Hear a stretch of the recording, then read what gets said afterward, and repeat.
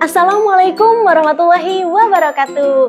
Halo para pelajar Pancasila, khususnya kelas 6B SDN Cipondo Makmur, Kota Tangerang, Banten. Berjumpa lagi nih dengan Bu Mary. Kali ini kita akan sama-sama belajar tentang IPAS, yaitu bab 4 tentang Indonesia dan masyarakat dunia. Tujuan pembelajaran kali ini, di akhir pembelajaran, Ibu berharap peserta didik dapat menjelaskan bentuk-bentuk interaksi antar negara sebagai dampak dari perkembangan globalisasi. Kemudian yang kedua adalah menganalisis peran Indonesia dalam kerjasama dunia untuk menghadapi tantangan global. Yang ketiga adalah memahami peran dalam menjaga kelestarian budaya Indonesia, dan yang terakhir adalah melakukan kampanye tentang salah satu topik yang sudah dipelajari. Dalam materi yang kita pelajari, yaitu bab 4 tentang Indonesia dan masyarakat dunia, kita akan mempelajari 3 materi. Yang pertama adalah hubungan antar negara, yang kedua adalah kerjasama Indonesia dengan negara-negara di dunia, dan yang ketiga adalah warisan Indonesia yang mendunia. Sebagai suatu bangsa, Indonesia terus menjalin hubungan yang dinamis dengan negara-negara lainnya. Bentuk kerjasama ini dilakukan dalam berbagai bidang, seperti politik, ekonomi, sosial, budaya, dan juga militer. Adapun jenis-jenis hubungan antar negara yang akan kita pelajari di sini ada 4. Yang pertama adalah hubungan diplomatik, yang kedua adalah hubungan ekonomi, yang ketiga adalah hubungan keamanan dan militer, dan yang keempat adalah hubungan sosial dan budaya. Hubungan diplomatik melibatkan pertukaran utusan resmi seperti duta besar atau perwakilan diplomatik untuk mempromosikan komunikasi dan kerjasama antara negara.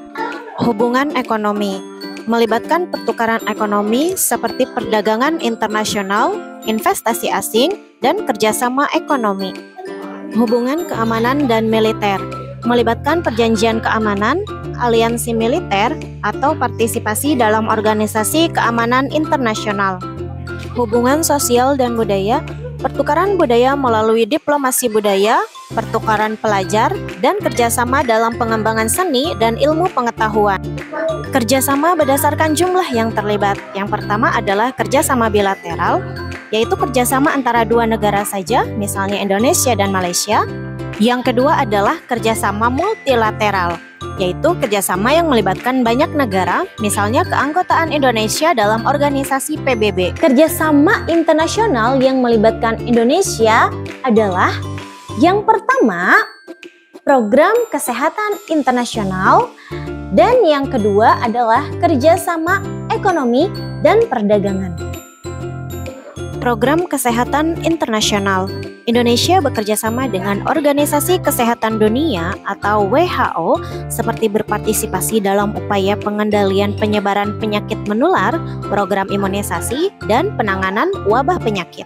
Kerjasama ekonomi dan perdagangan. Indonesia adalah anggota G20 dan aktif dalam kerjasama ekonomi regional termasuk dalam kerangka ASEAN, terlibat dalam perjanjian perdagangan bebas untuk meningkatkan akses pasar dan memperkuat hubungan ekonomi dengan mitra internasional. UNESCO membagi budaya ke dalam 2 jenis. Yang pertama adalah budaya benda dan budaya tak benda. Budaya benda adalah budaya yang dapat kita lihat dan juga disentuh dengan tangan. Contohnya adalah candi dan patung-patung penyertanya. Sedangkan budaya tak benda dapat berupa praktik, ekspresi, keterampilan, dan juga pengetahuan yang diwariskan oleh nenek moyang kita.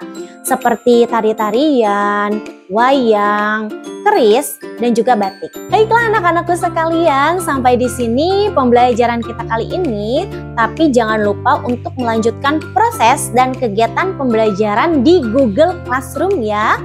Tetap semangat dan terus belajar. Assalamualaikum warahmatullahi wabarakatuh.